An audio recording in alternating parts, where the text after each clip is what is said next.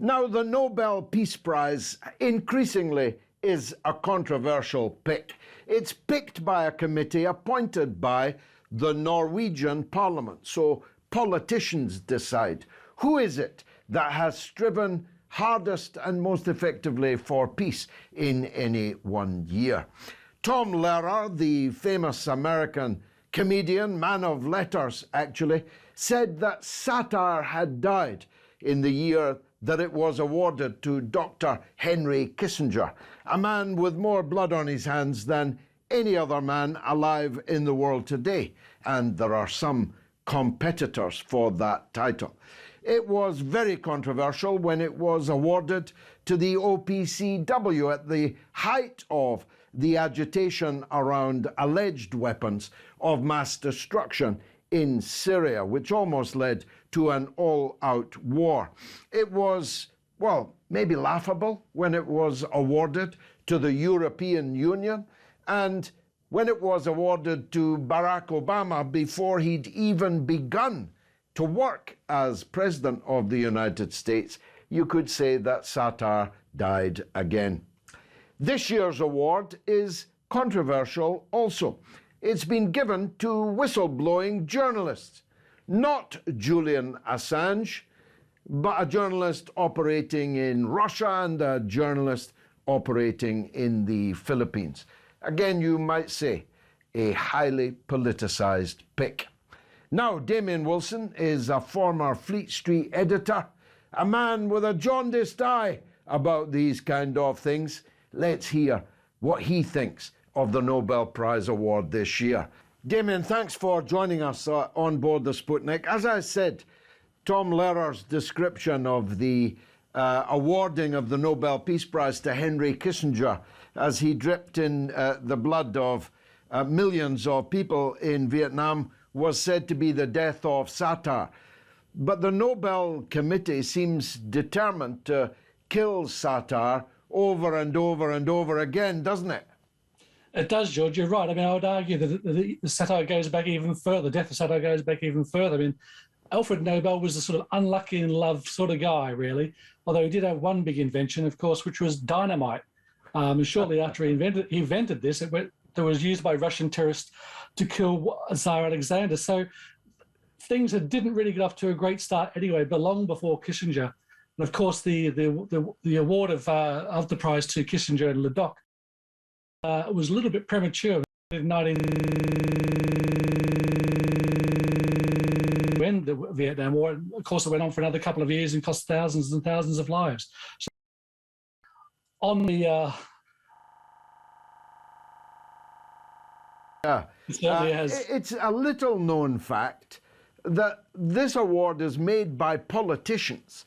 I mean, there's not some kind of committee of long white bearded sages giving this out. It's politicians giving political awards.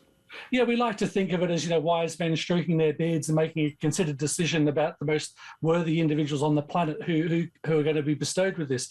This is the case, of course, with the other Nobel Prizes, but not particularly with the Peace Prize, which is a strange anomaly. So what's tended to happen with it, George, is that the Norwegians have used it as an extension of a. So they pick like a nice worthy target for the year that they think there's they can get it. I know on the short list for this year's prize were things like people like Greta Thunberg, which won't surprise anyone. The whole Black Lives Matter movement was there at one point. So it's these sort of soft power, virtue signaling targets that the Norwegians like to signal. It gives them a nice warm fuzzy feeling, I guess, and it makes everyone think, oh my Lord, aren't those liberal Norwegians so enlightened? And here we are thinking about more worldly matters. Quite right. I mean, I interviewed this past weekend the new recipient of the Nobel Prize for Chemistry. And he was making the point that there's no lobbying involved. It's completely anonymous. Somebody just knocks on your door and says, you've won the Nobel Prize for Chemistry. And very well deserved in his case, it was too. But these are just virtue signaling spasms by They the really are. achingly liberal Norwegian parliament, although one assumes it's achingly liberal. Therefore, the choice to give it to journalists is not that far removed. There's a lot of achingly liberal journalists out there, virtue signaling for a living. But when I heard it was going to a journalist, I thought, maybe it'll be Julian Assange. Oh no, he's banged up in Belmarsh. Tell us about the members of your former noble profession who got the Nobel this time. Well, yeah, this time around, we have a again, it's virtue signaling rules the decision-making process here. We have the anti-Putin Russian journalist, and we have an anti-Duterte Filipino journalist. The two key words there is anti. So I think that what we're looking at is the Norwegians making a loud and clear, we don't approve of this. Therefore, we're going to give this award to people who share our values in this instance. And I think even the great grandson of Alfred Nobel, Michael Nobel, wrote in the foreword to a book earlier this year that he thinks his great great grandfather would be mind blown by all this virtue signaling, this crazy liberal progressive thinking that is now dominating the way the awards are going out. In his view, the principle of the Peace Prize has nothing to do with these political interests, has nothing to do with climate change, it has nothing to do with critical theory movements. It's about peace. I'm at a loss to really, George, to work out why two journalists of this ilk would be deserving of this award. Now, journalism's gone this way, isn't it? I mean, you're long in the tooth in the trade. I've been plying it as a columnist and so on for the best part of 40 years myself. Journalists ain't what they used to be. A journalist used to be a quite cynical individual, distrustful of people in power,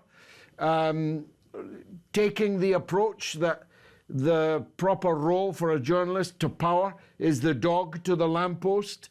But all of that has changed. Journalism in my own lifetime has become this parade of political correctness. Oh, it has changed dramatically, George. It really has, you're right. And I think a part of that has been the emergence of what I would call journalist activists. And they operate in all sorts of fields, in politics, in gender debates, in sex debates, in religious debates, where people are, they're not happy to find out the facts and present the facts and let people compare A with B and come up with their own conclusions. They're far more determined to force their opinions down people's throats. When I was first studying as a journalist, as a junior reporter, the first thing we were told is people should not know what your opinion is.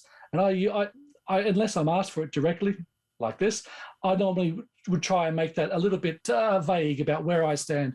I like to present the arguments on both sides. Whereas journalist activism now, through the rise of, anyone can be a journalist. If you've got a keyboard or a smartphone, you become, citizen journalist, and off you go. I think that really has affected the way that we absorb news, the way that we look at news, and the way what we consider is news. So much of it now is we're absorbing opinion as fact when it's not really. It's already filtered through someone else's lens. That's one aspect of the problem, but the militarization of nomenclature is another. For example, and this goes across the political spectrum, I saw Sky News today referring to pregnant people. It struck me because my daughter, who's just given birth, was invited to a chest feeding clinic by letter the other day. It's like a decision has been made somewhere. I know that's not true. There's not a conference somewhere that says, right, from now on, we call this that and we call that this. But it's almost like there was, because everybody wheels in the same direction at the same time. It's true. There seems to be just an absence of rationality about these arguments. They're starting at a base point that yes, men can be women, and therefore we shouldn't call it breastfeeding. We should call it chest feeding. Now, I've got a bit of fan base in Australia amongst women who teach or instruct new mothers about breastfeeding, and they, you said that they don't have conferences. They actually had conferences and pamphlets produced saying how they should be talking to men about chest feeding.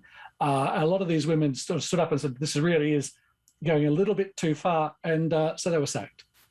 Now, finally, on the Nobel, the committee pick this year, I suspect, was a bit underwhelming. I mean, if the purpose is to show off Norwegian foreign policy, this is not exactly big news, this pick this week. No, it will likely be wrapping up chips next week and never referred to again. Are they going increasingly in this direction, do you think? I mean, the big pick would have been Julian Assange. That would have reverberated around the whole world. It would have, but I think that they're scared off of picking human beings. So the pool is getting shallower and shallower. They're tending to go towards organisations. I was surprised the World Health Organization didn't get it. Not that I'm saying that necessarily was due it, but that was the early favourite, and it kind of made sense that Norway would pick, that organisation. The last man they chose was Abiy Ahmed in Ethiopia, and they chose him very early into his first tenure as prime minister, and that did not end well. He's still at war in the Tigray province. He's been accused of extrajudicial killings, putting his political prisoners in jail, rape, torture amongst the soldiers. It hasn't been good. So people are problems. So I think in producing an underwhelming pair of winners this year, I think we're sort of seeing that this is fading from interest. Next year, I would guess that we're going to have another organisation. They're just far less problematic, and no one goes to find out. You can't interview an organisation. Is there big dough in it, Damian? I mean, do you become rich getting the Nobel Peace Prize?